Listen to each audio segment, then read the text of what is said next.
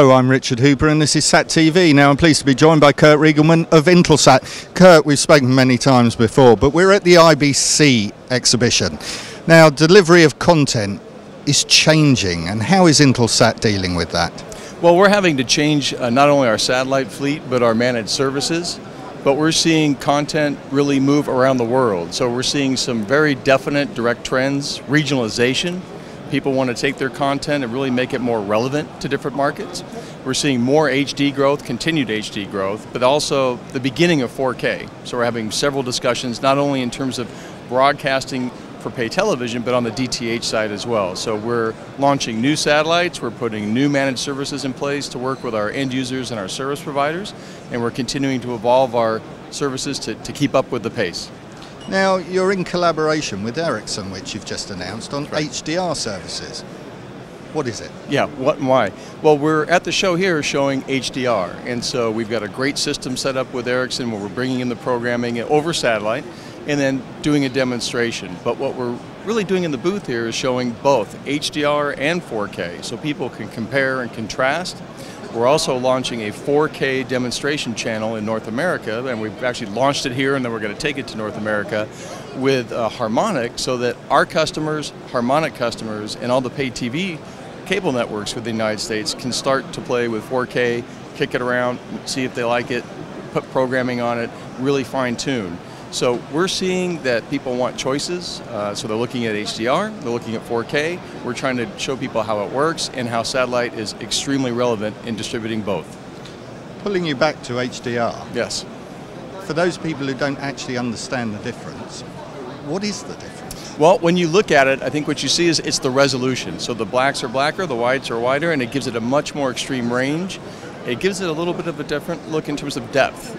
What will be very interesting is later on I'll go see the 8K HDR where it almost looks 3D. But when we look at it, 4K has an amazing amount of pixels, right, and data coming through. But the HDR does give it a certain amount of depth to it that is missing in some of the other formats. So we've had a lot of programmers come and talk to us about, is HDR maybe a step before 4K?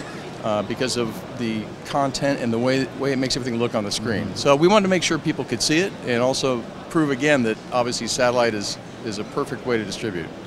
Now, like 3D, many years ago, everybody was saying that was the game changer. Right, right. Ultra 4K, is it the game changer? Yeah, look, with 3D, I think it was a very interesting novelty at the end of the day. The appointment viewing, wearing the glasses really sort of took the steam out of that. We've gone back and talked to our global customers, programming customers, about 4K, is it real or not? And they've all really come back and said yes. So 60%, we went and surveyed about 80 of our global customers, and 60% came back and said we have definite plans to launch. We're starting to see momentum. We're starting to see people really planning for 17, 18 launching. Whether it's into pay television or whether it's into DTH or even on the US and the broadcasters, we're starting to see momentum here. So what we're trying to make sure that we do is help people understand from a technical standpoint, we're ready, the satellites can do it. The biggest discussion that we've had with clients is more about the business model. So they're trying to understand how they can monetize this.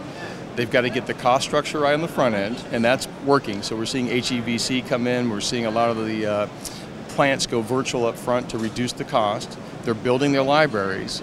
We're seeing people begin to issue the set-top boxes. So like in the States, you've got DirecTV that's launched 4K. You've got Comcast rolling out 4K set-top boxes.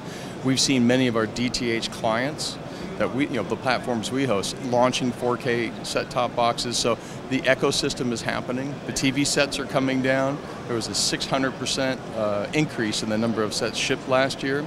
So at the end of the day, it's about getting the business model right so that as they make that investment, they can monetize the content and move on and start doing more 4K. So you're prepared to predict when we're going to have a mass rollout? A mass rollout. I think everything that we're seeing is towards the end of 17, 18, you're going to have meaningful, very meaningful amounts of 4K out now. Today a lot of our programmers are experimenting, VOD, and they're putting it on those kind of platforms to test.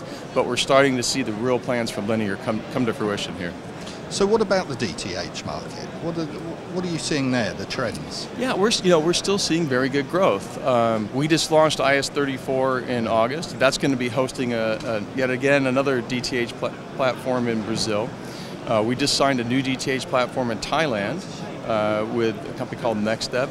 We're working on 2 other projects that want to launch. Our DTH projects, I think, again, it's the power of satellite. As soon as you're up, you've got full coverage, you're able to deploy everywhere without having to be entangled in the terrestrial mess. And so we see a great future for DTH, going far into the future. Kurt, thank you very much. It's good to see you again. Thanks.